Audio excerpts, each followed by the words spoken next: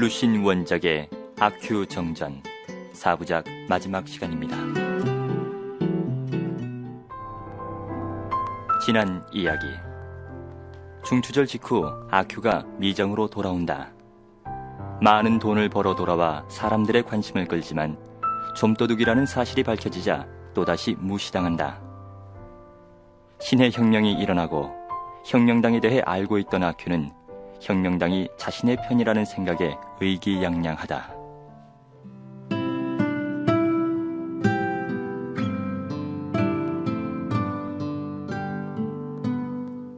시간이 흐를수록 미장의 인심은 안정을 찾아갔다. 혁명당이 성 안에 들어오긴 했으나 별로 큰 변동은 없다는 것이다. 다만 한 가지 무서운 일은 혁명당원이 변발을 자르기 시작했다는 것이다. 가장 앞장선 사람은 수재였고 조사신과 조백안, 그 뒤가 아큐였다. 혁명당이 오셨어. 뒤통수를 휑하게 해가지고 다니는 조사신을 보고 사람들이 한마디씩 했다. 아큐도 대젓가락으로 변발을 머리 꼭대기에 감아붙이고 용기를 내어 거리로 나갔다. 사람들이 그를 쳐다봤으나 놀라지 않았다. 아큐는 기분이 나빴고 자신이 쓸모없이 느껴졌다. 더구나 소디를 만나자 그는 더욱 배알이 뒤틀렸다. 소디, 네가 어떻게 변발을 감아 올린 거냐? 어? 네가 무슨 상관이야?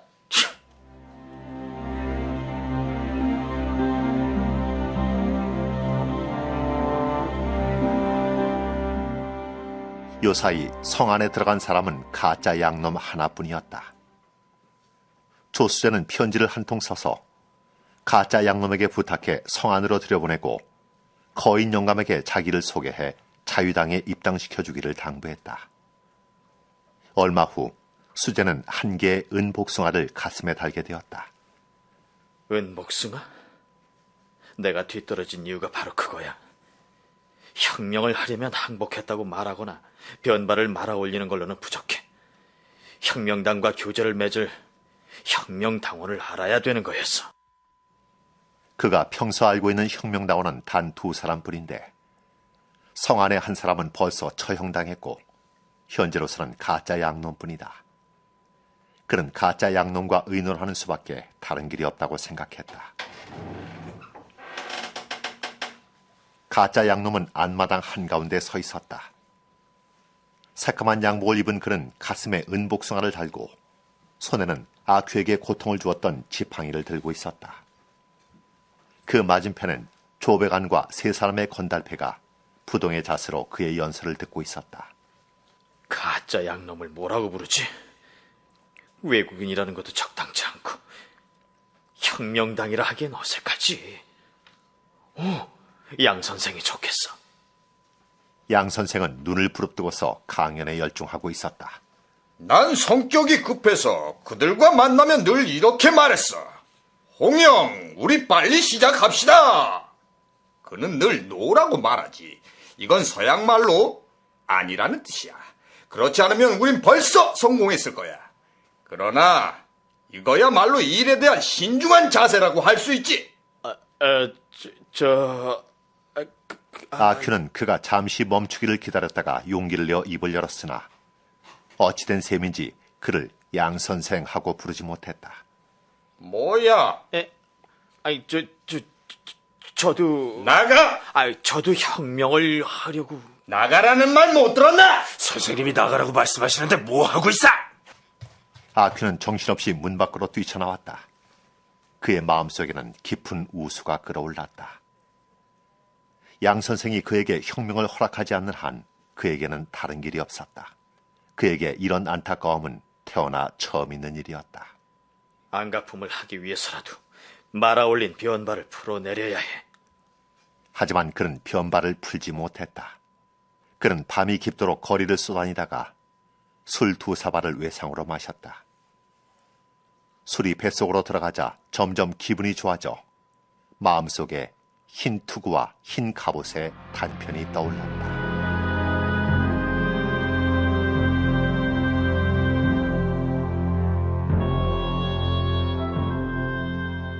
어느 날 그는 그전처럼 할 일 없이 거리를 배회하다가 술집이 문을 닫을 때쯤 되어서야 천천히 사당으로 돌아왔다. 그는 이상한 소리를 들었다.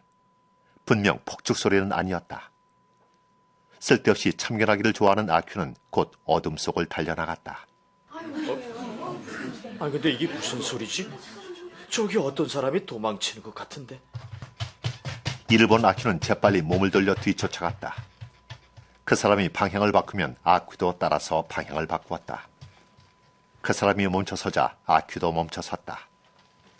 자세히 보니 그 사람은 소디였다. 뭐야 넌? 조시댁이 약탈당했어! 소디는 그렇게 말하고 가버렸다. 아큐는 길모퉁이로 나가 귀를 기울였다. 자세히 보니 흰 투구에 흰 갑옷을 입은 사람들이 끊임없이 상자와 가구를 메고 나오는 게 보였다. 수제 마누라의 남경식 침대도 메고 나오는 것 같았으나 확실히는 알 수 없었다. 아큐는 오랫동안 그 자리를 떠나지 않았다. 그는 사당으로 돌아왔다. 그는 방으로 들어가 한참 동안 누워 있었다. 흰 투구에 흰 갑옷을 입은 사람들이 왔으나 그를 부르러 오지 않았다. 좋은 물건을 날랐으나 자신의 몫은 없다. 이건 그 밉살스런 가짜 양놈이 나에게 혁명을 허락하지 않았기 때문이야. 그렇지 않다면 어째서 내 몫이 없단 말인가? 아큐는 생각하면 생각할수록 더욱 화가 치밀고 급기야는 마음 가득히 쌓인 울분을 참을 수가 없어 중얼거리기 시작했다.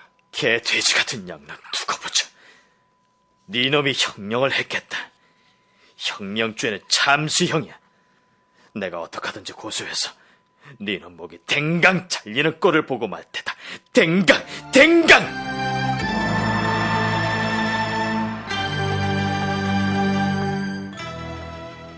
조시댁이 약탈을 당한 후 미장 사람들은 통쾌함과 두려움을 동시에 느꼈다. 그것은 아큐 역시 마찬가지였다. 그런데 그로부터 나흘 후 아큐는 밤중에 벼랑간 체포되어 성 안으로 끌려갔다. 성 안에 도착했을 때는 벌써 정오였다. 아큐는 자기가 어느 허름한 관청으로 끌려들어가 조그만 방에 처박혀졌음을 알았다. 자세히 보니 방 귀퉁이에도 두 사람이 더 앉아 있었다. 그 두 사람도 시골뜨기처럼 보였는데 한 사람은 할아버지 때 체납한 묵은 소장료 때문에 거인 영감에게 고소당했고 또 한 사람은 무슨 일인지 모른다고 했다. 난 혁명을 하려 했기 때문이오. 그는 오후에 창살 문 밖으로 끌려나갔다. 대청에 가보니 머리를 빡빡 깎은 노인이 한 사람 앉아 있었다.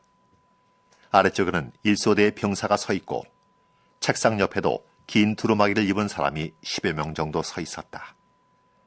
아큐는 이 사람들이 권력 있는 사람이라는 생각이 들자 무릎에 힘이 빠져 그만 꿇어앉고 말았다. 서서 말씀드려라. 꿇어앉으면 안 돼. 제 노이의 근사. 자, 어서 사실대로 말해라. 그렇지 않으면 매를 면치 못할 테니까. 다 알고 있으니 어서 말해. 그럼 널 석방해주겠다. 저는 사실 차진해서 여기와 가담하려고. 그러면 왜 오지 않았는가? 가짜 양놈이 허락하지 않았습니다. 허튼 소리 마라. 이제 와서 무슨 말을 해도 이미 늦었어. 대거리들은 지금 어디 있나? 조시댁을 약탈했던 놈들 말이다.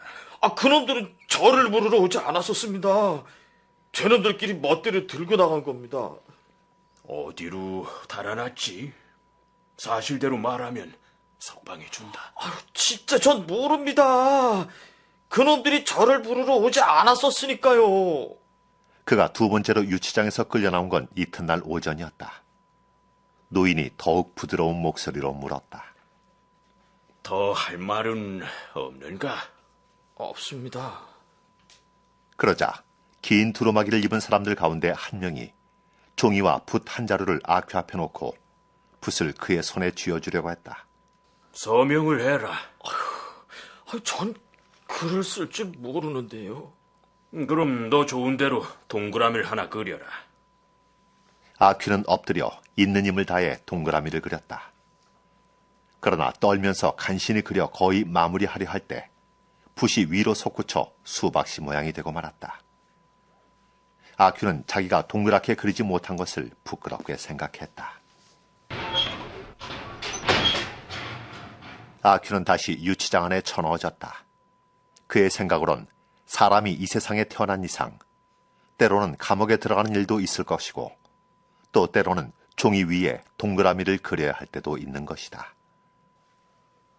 다만 동그라미가 동그랗게 그려지지 않은 것만은 하나의 오점이라고 생각했다.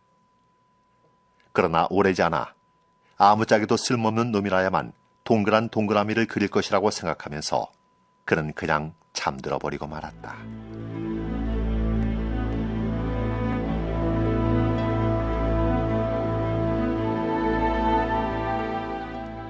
이날 밤 거인 영감은 잠을 잘 수가 없었다. 그는 대장과 말다툼을 하고 있던 중이었다. 한 사람을 벌해서 만인을 훈계하자는 겁니다. 내가 혁명당이 된 지 20일도 안 되는데 강도 사건이 10건에 이르다니. 아니 도대체 내 주변은 뭐가 되겠소? 거인 영감은 만약 잃어버린 물건을 찾지 못하면 자기는 즉각 민정협조의 직무를 사임하겠다고 말했다. 마음대로 하시오. 그날 밤 거인 영감은 한잠도 잘 수 없었지만 그렇다고 사임한 것도 아니었다. 아큐가 세 번째로 끌려 나온 건 거인 영감이 한잠도 못 잔 바로 다음날 오전이었다. 상좌에는 역시 예전의 노인이 와 앉아 있었다. 아큐도 역시 전처럼 꿇어 앉았다. 무슨 할 말이 없는가? 없습니다. 벼랑간 긴 두루마기를 입은 여러 사람과 짧은 옷을 입은 사람들이 그에게 무명으로 된 등걸이를 입혔다. 거기에는 어떤 검은 글자가 쓰여 있었다. 아큐는 기분이 나빠졌다. 아큐는 포장 없는 수레에 태워졌다. 수레는 곧 움직이기 시작했다. 길에는 많은 구경꾼들이 수군거리고 있었다. 순간 아큐의 머리를 스쳐가는 생각이 있었다. 지금 난 목을 잘리러 가는 거야. 내 목이 잘리다니. 그래, 침착하자. 사람으로 살다 보면 때에 따라서는 목이 잘릴 수도 있는 것이고. 그는 형장으로 가는 길을 알기에 좀 이상하다고 생각했다. 그런데 수레가 왜 형장으로 가지 않는 걸까? 그는 본보기로서 거리에 끌고 다니는 것임을 눈치채지 못했다. 그러나 알았다고 해도 마찬가지였을 것이다. 사람이 살다 보면 본보기로 거리에 끌려다닐 수도 있다고 생각했을 테니까. 저기 저 사람은 오씨 아줌마? 뜻밖에도 길가의 인파 속에서 오씨 아줌마의 모습을 발견했다. 그녀는 성 안에서 일하고 있는 것이었다. 갑자기 아큐는 자기가 배짱이 없어 노래 한 곡도 부르지 못한 것이 부끄럽게 느껴졌다. 그 순간 그의 사념은 또다시 회오리 바람처럼 머릿속을 휘저었다.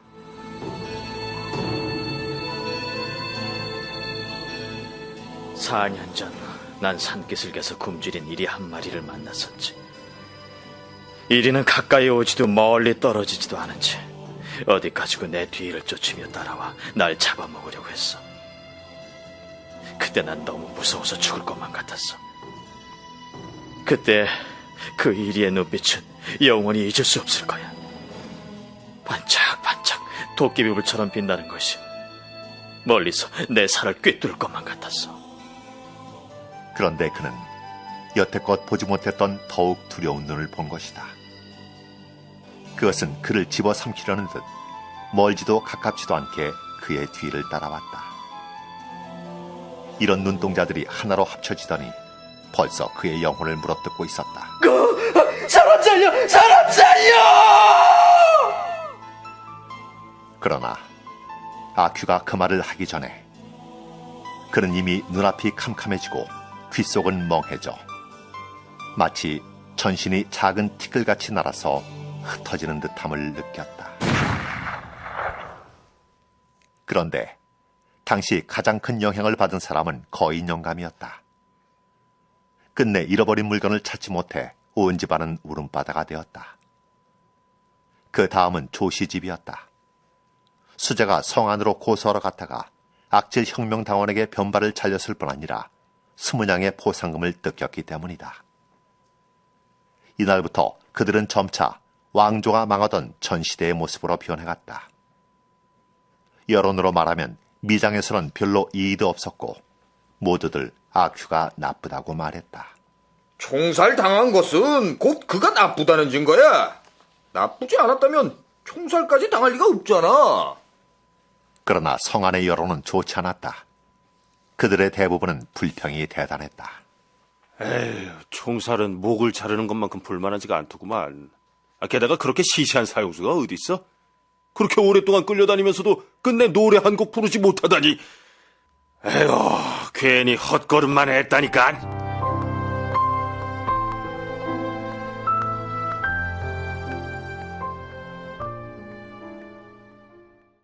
루신 원작의 아큐 정전 마지막 회를 마칩니다.